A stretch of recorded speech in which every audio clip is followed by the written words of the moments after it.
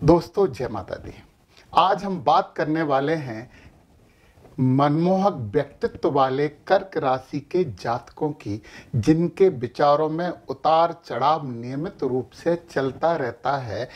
षड्ग्रही योग उनके भाग्य भाव में बन रहा है।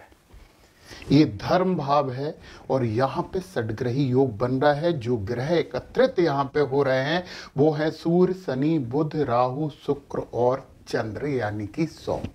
आपके मंगल व्यय भाव में है और गुरु आपके लाभ भाव में है। ये आपके लिए बहुत अच्छी जानकारी है गुरु महाराज की।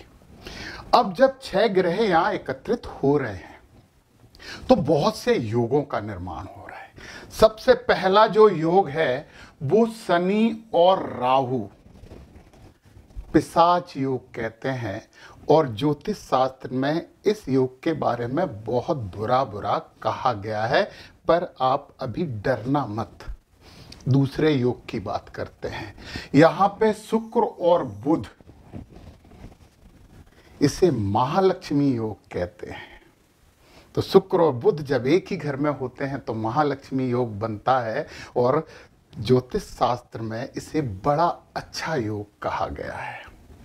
और शुक्र अपनी उच्च राशि मीन में है और बुध अपनी नीच राशि मीन में है, और यहाँ पे जो नीच भंग राजयोग बन रहा है तो ये भी राजयोग है।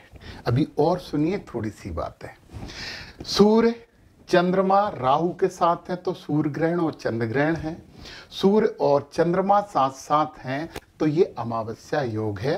तो आपके लिए खुशी की बात क्या है कि चंद्रमा 30 तारीख को ही निकल के यहाँ पे 31 तारीख को, चंद्रमा 31 तारीख को इस भाव को छोड़ के यहाँ आ जाएंगे, एक ही दिन रहेंगे।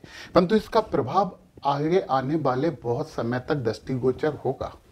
फिर सूर्य भी 13 तारीख को निकल के यहाँ आ जाएंगे। बुध मई तक रहने वाले हैं। शुक्र रक्षा कवच आपके लिए बने हुए हैं यहाँ पे, और ये भी मई तक रहेंगे। और फिर राहु परिवर्तित होंगे 18 मई को, इस भाव में अष्टम भाव में आ जाएंगे। दोस्तों अष्टम भाव का राहु अच्छा होता है। और फिर गुरु महाराज भी आपके परिवर्तित होके तीसरे भाव में आ जाएंगे, और ये 15 मई के करीब होगा। तो ये आगे आने वाली चीज है। तो अभी तो ये जो 6 महानुभाव एक ही जगह पे एकत्रित हो गए हैं, इनकी हम बात कर लें। तो हमने क्या बोला कि शनि और राहु पिशाच योग, आपका धर्म के विपरीत आचरण हो सकता है, परंतु ऐसे होने की संभावना कम है। क्यों है? क्योंकि ये मीन राशि में बैठे हैं, गुरु महाराज की राशि में है, और गुरु का तो ये सम्मान करते ही करते हैं।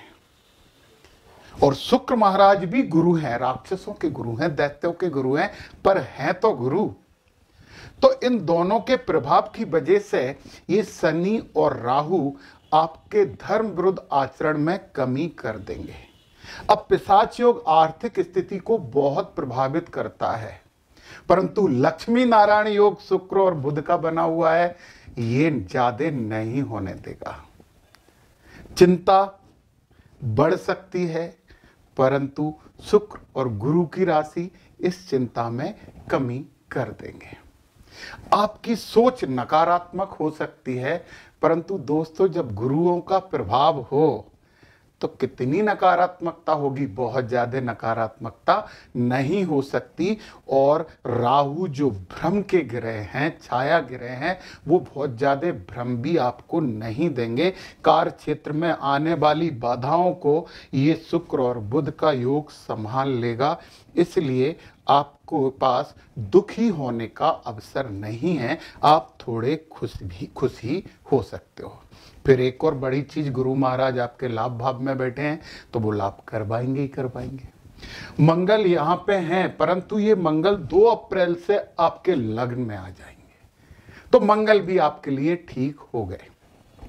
और दोस्तों जब 18 मई को राहु यहाँ परिवर्तित होंगे, यानी अष्टम भाव में आएंगे, तो आपके लिए सब शुभ ही शुभ हो जाएगा। तो ये कड़ी मेहनत का टाइम है, ये थोड़ी समस्याओं का टाइम है, थोड़ी समस्याओं का, ज्यादा का नहीं है। तो आप महामृत्युंजय मंत्र का प्रतिदिन जाप शुरू कर दें। महामृत्युंजय मंत्र का जाप इसलिए कि ये है ना 9 ही ग्रहों को संभालने वाला मंत्र होता है। यदि आपको लगता है कि आपको समस्याएं ज्यादा हो गई तो छाया दान करें। एक कटोरे में तेल भरकर उसमें अपना चेहरा देखें और किसी जरूरतमंद को वो दान कर दें। यहाँ पे सरसों का तेल लिया जाए। और यदि आप हनुमान चालीसा का नित्य पाठ करते हैं तो आपके लिए अति शुभ होगा, नहीं तो कम से कम शनिवार और मंगलवार को तो जरूर करें। और एक बहुत महत्वपूर्ण उपाय मैं आपको बताता हूँ कि शुक्रवार के दिन स्वयं खीर बनाएं और उस खीर का भोग माँ लक्ष्मी को लगाकर वो खीर छोटी छोटी कन्याओं में वितरित कर दें। आपकी आर्थिक स्थिति बहुत अच्छी इससे हो सकती है। जय माता दी।